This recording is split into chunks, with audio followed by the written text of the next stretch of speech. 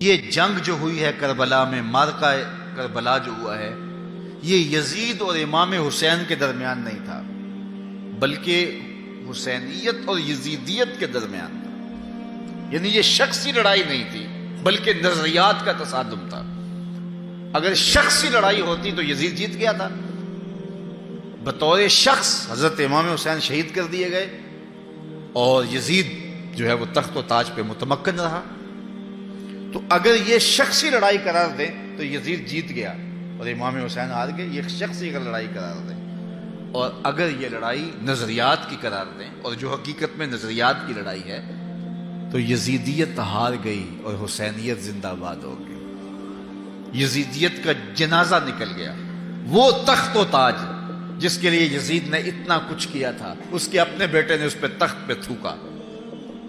یزید کا بیٹا معاویہ بن یزید جب تخت نشین ہوا ہے تو وہ گھر سے باہر 6 ماہ نہیں نکلا، اس کا جنازہ ہی نکلا۔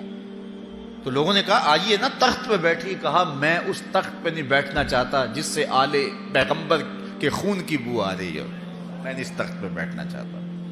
اور پھر اس کا تخت سمٹ گیا، اس کا نام مٹ گیا، کلنج کے مرض سے تڑپتا ہوا مرا اور انتہائی ذلت کی موت مرا، رسوا ہو گیا، اس کا نام بھی باقی نہیں ہے۔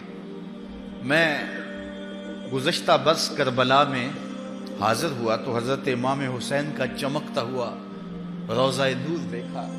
وہ لمحے بڑے دردناک تھے جب ہم کربلا میں پہنچے اور رات کا موقع تھا، تو ہمارے ڈرائیور نے کہا کہ یہ نہر فرات ہے، وہ نہر فرات جو چمکتی رہی اور جس کی لہریں اچھلتی رہیں، اور کربلا کا یہ مقدس قافلہ پیاسا رہا۔ تو عجیب قلب کے اندر کیفیات کا ایک جہان تھا۔ یہ تو امام حسین کا روضہ ہے نا، لیکن یزید کا نشان نہیں ملا۔ میں نے تاریخ کی کتب میں ڈھونڈا کہ یزید کی قبر کہاں ہے، تو مجھے تاریخ نے بتایا مزبلہ دمشق، دمشق کے اندر کوئی جگہ ہے جہاں لوگ کوڑا پھینکتے ہیں، تو اس کوڑے کے نیچے کہیں یزید کی قبر ہے۔ نشان بھی نہیں ہے کہاں ہے، لیکن اتنا پتا ہے اس روڑی کے نیچے یزید کی قبر ہے۔ یزید کی قبر مزبلہ دمشق میں، اور امام حسین کا قبضہ آج بھی کربلا پہ۔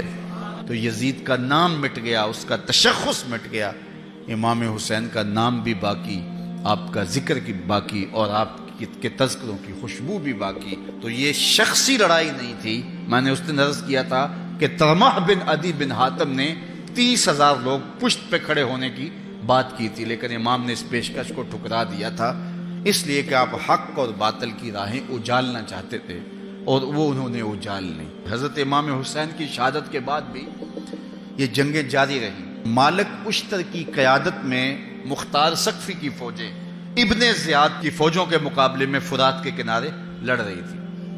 اللہ تعالیٰ نے فتح دے دی۔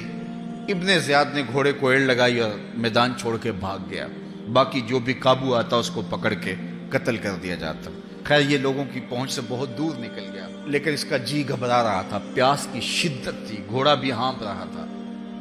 تو یہ چلتے چلتے صحرا میں گیا تو وہاں اس نے دیکھا کہ ایک خیمہ ہے، تو سوچا کہ میں چلتے چلتے ان سے پانی کا گھونٹ مانگ لوں تاکہ اپنے جگر کی پیاس تو بجھا سکوں۔ تو اس نے گھوڑا کھڑا کیا اور ہانپتا ہوا اس نے پردہ اٹھایا، دیکھا تو خیمے میں امام زین العابدین قرآن کی تلاوت کر رہے تھے۔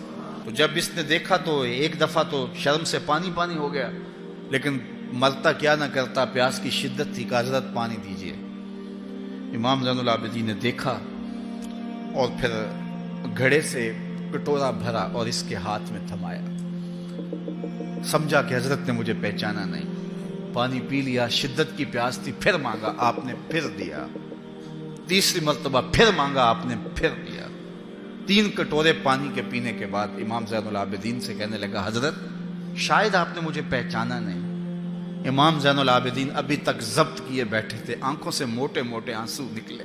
کہا بدبخت تجھے نہیں جانتا جس نے میرا خاندان اجاڑ دیا، 6 ماہ کے بچے بھی نہ چھوڑے، جس نے مخدرات کو اونٹوں پہ بٹھایا، کیا تجھے نہیں جانتا جس نے خاندان نبوت اجاڑ دیا؟ تو کہا حضرت اگر جانتے ہیں تو میرے ساتھ یہ سلوک کیا کیا؟ کہا ایک دن ہم مہمان بن کے تمہارے گھر آئے تھے، جو تم نے کیا وہ تمہارے خاندان کی ریت تھی، آج مہمان بن کے ہمارے دروازے پہ تم کھڑے ہو، جو ہم کر رہے ہیں ہمارے خاندان کی ریت ہے۔ تو یہ شخصی لڑائی نہیں تھی، یہ نظریات کا تصادم تھا۔ تو امام حسین رضی اللہ تعالیٰ عنہ جو چاہتے تھے وہ ہوا، حق اور باطل کی سرحدیں بالکل واضح ہو گئیں۔ نہ یزید کا وہ ستم رہا، نہ زیاد کی رہی وہ جفا، رہا تو نام حسین جسے زندہ رکھتی ہے کربلا۔